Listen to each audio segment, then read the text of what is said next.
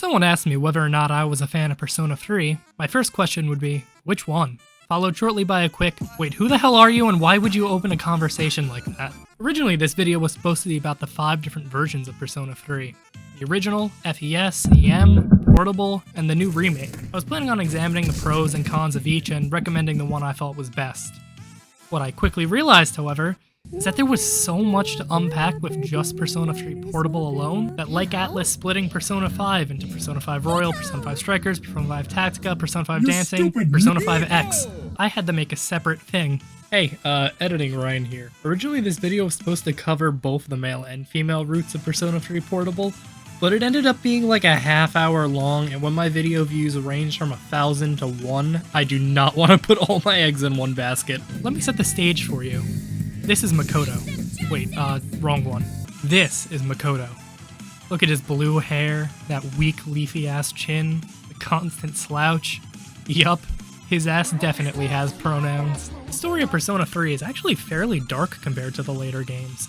You can tell because even though every game involves the parents of the main character being out of the picture, unlike Persona 4 where there's only a little bit of epic child neglect, Makoto's entire family is dead.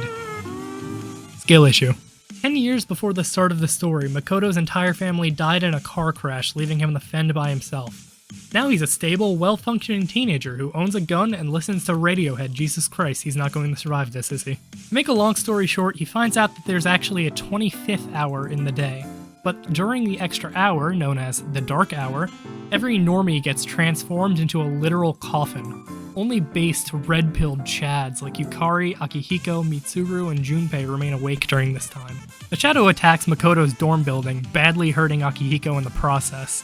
Yukari takes Makoto to flee, but when she's confronted by a puddle with a bunch of hands, she can't summon the courage to shoot herself. Which could not be Makoto. He summons a persona that is immediately killed by his other persona, which then beats the shadow to death violently. Combat doesn't change much between versions, so I'll keep this section short. Persona 3 was the first time the game was actually designed around having little to no control over every partner character, which is a super crippling ability. To balance this, the developers said fuck it and didn't balance it at all. In all honesty, I was under the impression that Persona 4 was the first game you could control all your partners, and par games lacked this ability. But Kuro Comics corrected me, and revealed that Personas 1 and 2 allowed full partner control. You see, I got this mixed up because I haven't been depressed enough yet to actually play the first 2 games, so most of my knowledge just comes from lore videos and snippets of clips I watched on YouTube. Still, I should have guessed in the game Atlus made about killing yourself, they would try and kill themselves by making the worst video game design decision known to man. Luckily, in Persona 3 Portable, they undid their mistake and gave the player the option to use direct commands. I've seen people complain online that this makes the game too easy because they didn't make any balance changes, but I think it just makes the game more fair, honestly. Besides, it's still one of the more challenging Persona games, even with what amounts to basically just a quality of life update. Now, to understand the changes between versions, we first have to understand the base game's story and social link. Makoto's social links and interactions between characters are near identical between all other versions of Persona 3, which makes this part easy for me. Generally, he's reserved, quiet, and no matter what situation he's in, he somehow gives off the vibe that he does not want to be there. This might make him seem abrasive, but it actually does a really good job of fitting the tone and themes of this game. Dark Hour isn't just reserved to Persona users like in later games. Shadows just straight up run loose through the streets every night, and although most people are safe in their coffins, a major plot point is that at some point Shadows learned that they could lure people out of their coffins to feed on their souls, turning them into hollow husks of humans. Even worse, these people could be turned into Shadows themselves, or just be straight up killed by any active Persona user during the Dark Hour. Because as strong as a coffin is, I've played Rock Paper Scissors Expanded Edition, and let me tell you, it does not beat Gun. At a certain point in the story, even social links can be targeted, including a child. If you don't save them, they're just lost forever. The main group, Seize, is struggling to fight off the Shadows and is barely being held together by a thread at the start of the story. So yeah, it's pretty understandable that the main character would be a little bit depressed. I mean, I joked about it earlier, but when he summoned his persona by shooting himself in the head, he had never seen someone summon a persona before that point. Granted, he had a feeling that was what he needed to do, but for a guy that got backed into a corner and found a gun, your first instinct shouldn't be to turn it on yourself. I mean, Jesus Christ, he barely hesitated. To make a long story short, every full moon a super strong shadow would appear. That shadow is known as a boss shadow, and destroying them is basically the main objective of Persona.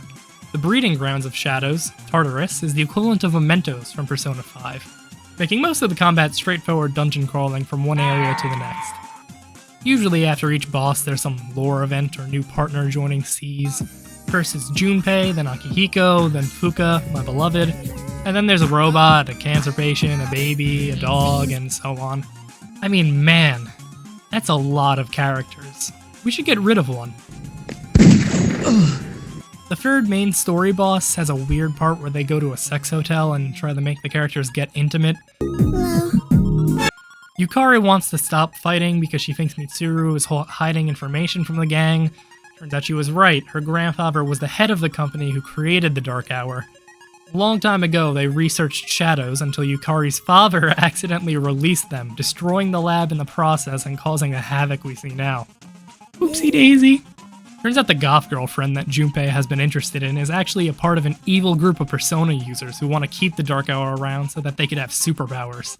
He lied about being the leader of Seas to try and rizz her up, so she kidnaps him and holds him hostage. It didn't work because she forgot to tell anyone that she had a hostage, and I don't really care about Junpei anyway, so I just kind of killed the boss that she was trying to protect. And then when we got back to the dorm, we kind of violently beat her to death. Not really, she's still alive. And so are the other two members of the evil team Strega. Turns out they want to keep the Dark Hour because they believe it will cause the Fall, an event in which the personification of death itself will descend upon the world, killing everybody. Man, there are a lot of antagonists for this game. We should get rid of one. Not really, they survived. Convinced Chidori to join their team again, then Junpei convinces her to unjoin their team again. And man, there are a lot of people in this scene. We should get rid of one. Look out, Junpei! Not that one. Okay, that's better. Chidori!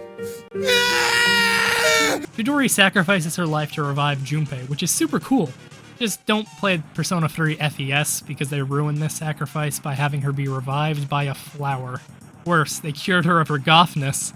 Her ass does not have pronouns. The gang fucks around and casually gets crucified as it is revealed that the director of Seas is actually one of the cultists of the Fall, and the goal of defeating the boss shadows he put forward was actually how death is summoned. Turns out Yukari's dad freed the shadows and blew up the facility on purpose because Mitsuru's grandfather wanted to combine the shadows to start the Fall and end the world. By freeing the shadows, he separated the aspects of death, but by killing each aspect, they were able to reunite in the spirit world and form death itself. With every major character in one place, I really do have to say, it's getting crowded around here. We should get rid of one.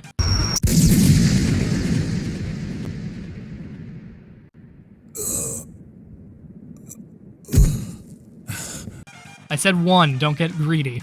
If you're curious about the footage, by the way, I've been using the cutscenes from FES because they just use more dynamic 3D models. Portable has a more visual novel style, which actually I prefer in some instances because it gives us frames like this. Hey, I got a Glock in my arm. Ignore Mitsuru crying, she's an orphan now. Dumb fatty, fatty orphan fatty, orphan, no parents. From here the game splits into two endings. Death shows up and it turns out he's actually pretty chill. He says he's going to transform into the Avatar of Destruction in a month and we could either prepare to fight him knowing we will lose and everyone will die, or he could wipe our memory so that we could live the last month in peace. The gang decides unanimously to fight, but death comes to our doorstep, literally, and gives us the option to wipe everyone's memory anyway. Kind of a dick move, but I can't stay mad at him. He's got a dope-ass scarf, the exaggerated swagger of a closeted gay character written in 2006. Giving up is certainly a answer, and it just time skips to the ending. Nothing really changes, everyone just kind of forgets about the Dark Hour and lives relatively normal lives until the ending, where they just kind of die off screen. It's really anticlimactic. Fighting and beating Nyx, though, requires the full force of every Persona user and social link you got. Even then, it is barely enough to summon the will to live on and beat Nyx. Granted, you could never truly beat Nyx since they are a literal representation of death itself, so instead the main character sacrifices himself to push back the Fall. This does get rid of shadows in the Dark Hour, and with it, everyone's memories of personas and Seas. From there, it slowly cuts to graduation day. Ever since the fight, the main character has been getting more and more sick. During the graduation speech, each member of the team is caught up in their thoughts. feel as if something is missing, and one by one, as they look at each other, they begin to remember their adventures. Leaving graduation, they run back to the dorm to find Makoto. He's seriously sick at this point, and lying on the roof with the only one who stayed by his side, Aigis. She talks to Makoto about what it means to live, die, and truly become human. Makoto cannot respond. He's still moving, but in truth, he died during that fight against Nyx all that time ago. Only his will to keep the promise he made with his friends to make it to graduation has kept him going. Just as the rest of the gang make it back, they open the door, and at that moment, Makoto closes his eyes for the last time. There's only one thought in the back of my mind. As I watch all these characters I've grown to love gather together for the last time in remembrance. It's getting a bit crowded around here. We should get rid of one. So that's the story. Pretty dark, pretty deep. Overall, I really like it. I hate Strega, and the fact that their only motivation is to literally just kill everyone for funsies, but otherwise, 10 out of 10.